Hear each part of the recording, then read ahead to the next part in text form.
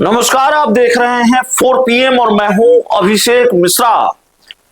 देखिए, बिहार में बंगला विवाद आपको मालूम है। बंगले को लेकर क्या विवाद चल रहा है और बंगले को लेकर क्या राजनीति चल रही है। बिहार की पूर्व मुख्यमंत्री राबड़ी देवी को अपना बंगला खाली करने का, उनको 10 सर्कुलर रोड बंगला खाली करने का नोटिस मिला है और इसको लेकर आरजेडी पूरी तरह से आक्रामक है। आरजेडी ने कई सवाल उठाए हैं और आरजेडी ने जो सवाल उठाए हैं उन सवालों की फहरिस्त बहुत लंबी है। आरजेडी कह रही है कि आप राबड़ी देवी को बंगला खाली करने का नोटिस दे रहे हैं, लेकिन सरकार को यह भी बताना चाहिए कि संजय झा क्यों सरकारी बंगले में रह रहे हैं। वो तो राज्यसभा सांसद हैं। देवेश चंद्र ठाकुर को तो एमएलसी विधान परिषद की सदस्यता छोड़े 2 साल हो गए, वो क्यों, और अब वो जेडीयू के सांसद हैं तो वो क्यों सरकारी बंगले में रह रहे हैं। और ऐसे ही दर्जनों नामों की फहरिस्त गिनाई है, दर्जनों नाम गिनाए हैं आरजेडी ने।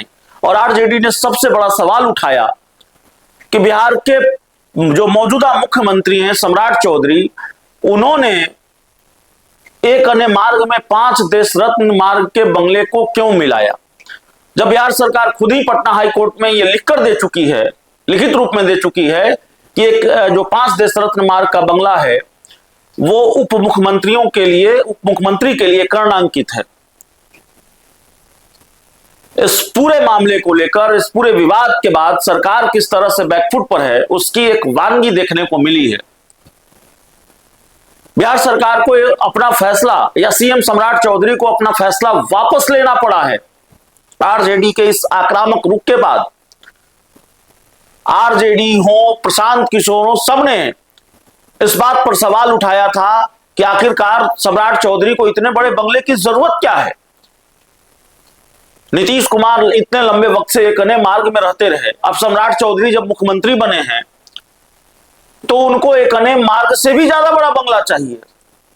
एक अन्य मार्ग से काम नहीं चल पाया तो उन्होंने 5 देश रत्न मार्ग को मुख्यमंत्री आवास का हिस्सा बना दिया, एक अन्य मार्ग का हिस्सा बना दिया। यह बड़ा सवाल था। आरजेडी ने तो बाकायदा प्रेस कॉन्फ्रेंस की और आरजेडी के जो वरिष्ठ नेता हैं अब्दुल वारिस सिद्दीकी, उन्होंने यह दावा भी कर दिया कि बिहार के मुख्यमंत्री सम्राट चौधरी देश के प्रधानमंत्री नरेंद्र मोदी से भी बड़े बंगले में रहते हैं। अब अब्दुल वारिस सिद्दीकी का जो दावा है, अब उस दावे की क्या सच्चाई है। प्रधानमंत्री का बंगला जो है वो क्या सम्राट चौधरी के बंगले से छोटा है, ये अपने आप में बड़ा सवाल है। लेकिन तमाम तरह से सवाल उठ रहे थे और प्रशांत किशोर ने सवाल उठाया कि महाराष्ट्र के जो मुख्यमंत्री हैं वो महाराष्ट्र जैसा धनी राज्य और उसके मुख्यमंत्री भी सम्राट चौधरी से छोटे बंगले में रहते हैं, कुछ कट्ठे का वो बंगला है, लेकिन सम्राट चौधरी का जो बंगला है वो कितने एकड़ में फैला है। तो सवाल उठ रहे थे, फजीहत हो रही थी और इसके बाद सरकार बैकफुट पर आई है।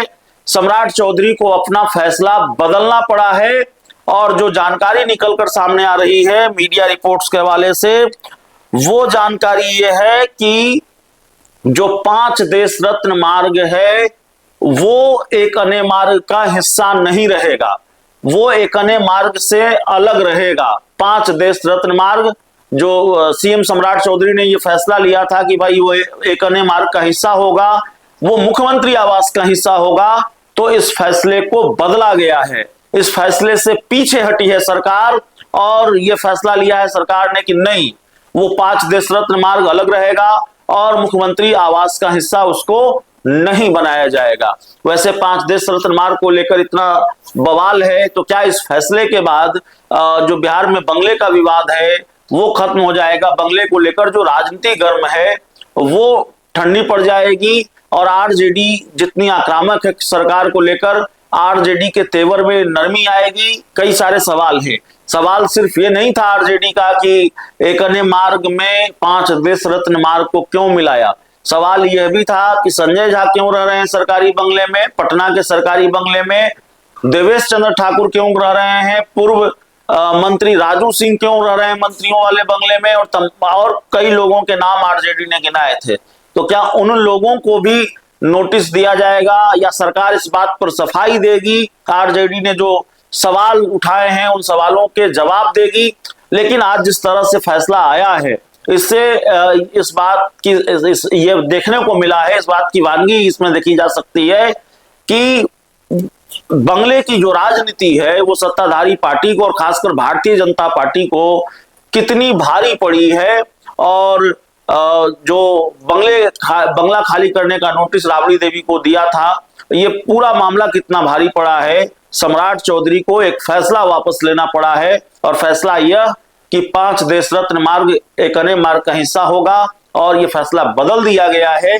5 देश रत्न मार्ग एक अन्य मार्ग का हिस्सा नहीं होगा, बल्कि वो उप मुख्यमंत्री के लिए कर्णांकित है और कर्णांकित रहेगा। मतलब ये फैसला बदल दिया गया है। तो अब देखना होगा कि अगर वो मुख्यमंत्री आवास का हिस्सा नहीं होगा तो किसी डिप्टी सीएम को अलॉट किया जाता है, या 5 देश रत्न मार्ग को लेकर आगे क्या राजनीति होती है, उसका क्या होता है। क्या विजय चौधरी जो डिप्टी सीएम है वो रहेंगे कि विजेंद्र यादव रहेंगे। इस पूरी रिपोर्ट में इतना ही। बहुत बहुत धन्यवाद।